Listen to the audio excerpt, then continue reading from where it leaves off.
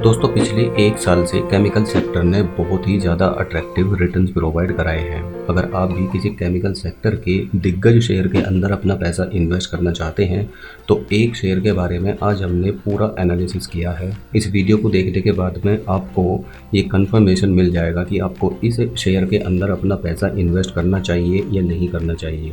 क्या ये दीपक नाइट्रेट की तरह ऊपर जा सकता है? क्या इसके अंदर वैसा ही पोटेंशियल है जैसे दोस्तों दीपक नाइट्राइट ने मल्टी बैगर रिटर्न्स प्रोवाइड कराए हैं? तो चलिए शुरू करते हैं। सबसे पहले इस वीडियो में हम इस शेयर के बारे में फुल एनालिसिस करेंगे, इसके चार्ट को एनालिसिस करेंगे।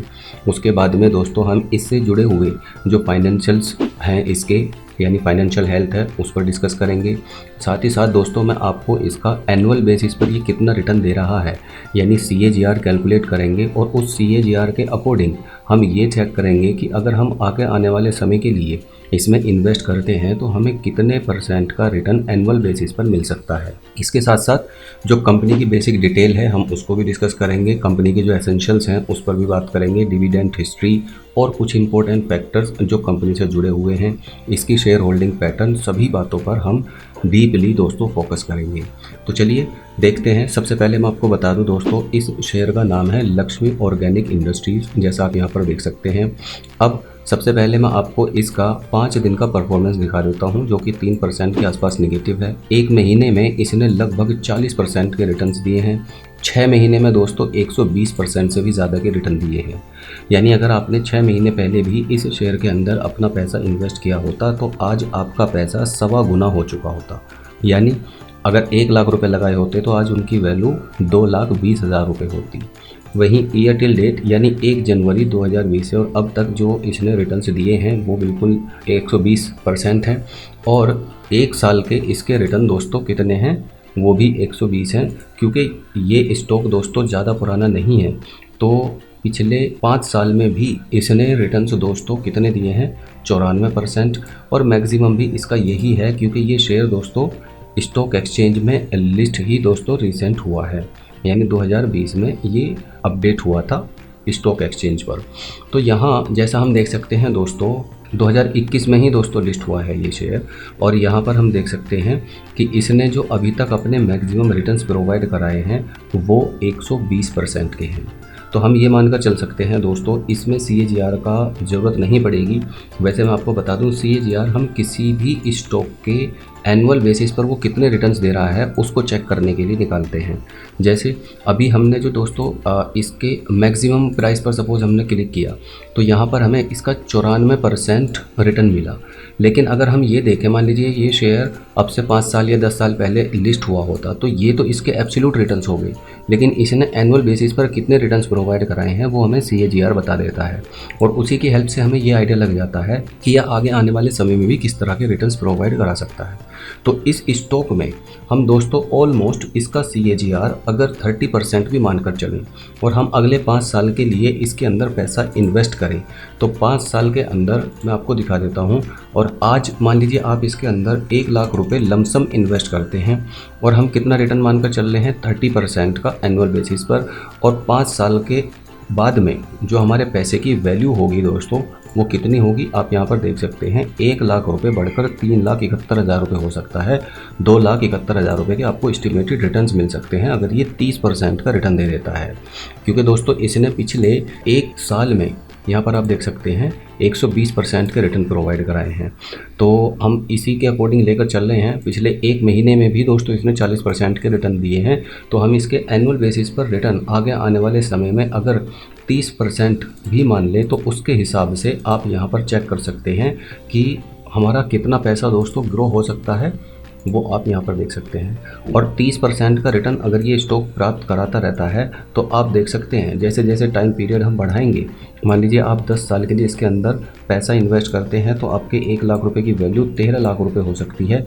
और 15 साल के टाइम पीरियड में अगर हम देखें तो हमारे 1 लाख रुपए की वैल्यू 30% रिटर्न के हिसाब से दोस्तों 51 लाख रुपीज़ हो सकती है। वहीं अगर हम इसको और लंबे पीरियड के लिए इन्वेस्ट करके रखते हैं तो 1 करोड़ रुपए भी ये हमारे 1 लाख रुपए को बना सकता है अगले 20 सालों में। तो दोस्तों ये है इसकी बेसिक एक चार्ट एनालिसिस। अब इसके हम अगर कंपनी का बेसिक और कंपनी के बारे में जानें तो मैं आपको बता दूं कि कंपनी किस सेक्टर में काम करती है और कंपनी का बिजनेस क्या है। जैसा आप यहाँ पर देख सकते हैं, Lakshmi organic industry limited is a speciality chemical manufacturer और its operating divisions are chemical business and power generation. The firm generates its revenue from the sale products such as chemicals, coals and others. Geographically, the company generate a majority of its revenue from India. तो ये अपना majority जो इनका revenue generate होता है वो India से ही होता है, क्योंकि ये प्योर एक इंडियन कंपनी है। अब दोस्तों बात कर लेते हैं कंपनी के एसेंशियल्स के बारे में। जैसा आप यहाँ पर देख सकते हैं, कंपनी का मार्केट कैप लगभग 9500 करोड़ रुपए के आसपास है और कंपनी के पास लगभग 26 करोड़ के आसपास शेयर्स हैं। पीई रेशो इसका 78.27 है, पीवी रेशो इसका 8.42 है, यानी इसका जो प्राइस टू बुक वैल्यू है वो 43 है और प्राइस टू बुक वैल्यू से जो इसकी करंट वैल्यू है वो लगभग 8.5 गुना ज़्यादा है। फेस वैल्यू दोस्तों इस स्टॉक की 2 रुपीज़ है और डिविडेंड यील्ड इसका इतना है। अभी हम इसको दोस्तों डिटेल में देखेंगे।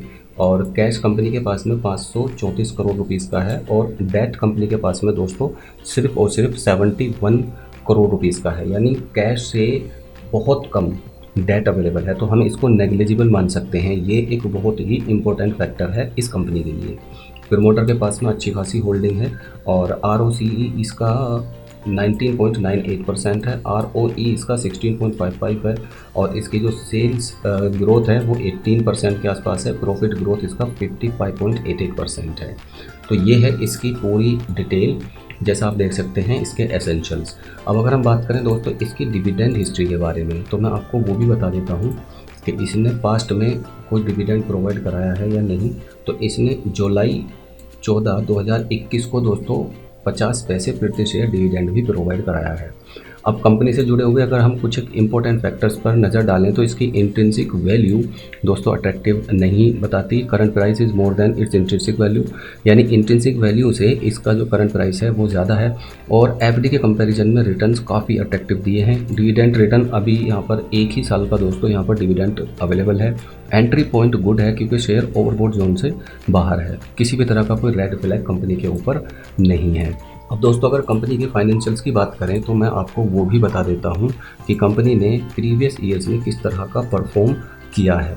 तो जैसा आप यहाँ पर देख सकते हैं कि कंपनी ने 2017-18 के फाइनेंशियल ईयर में रेवेन्यू और प्रॉफिट दोनों में ही ग्रोथ दिखाई। उसके बाद में आप यहाँ पर देख सकते हैं 18-19 के फाइनेंशियल ईयर में प्रॉफिट में 4% की गिरावट और रेवेन्यू में 14% का अप देखने को मिला।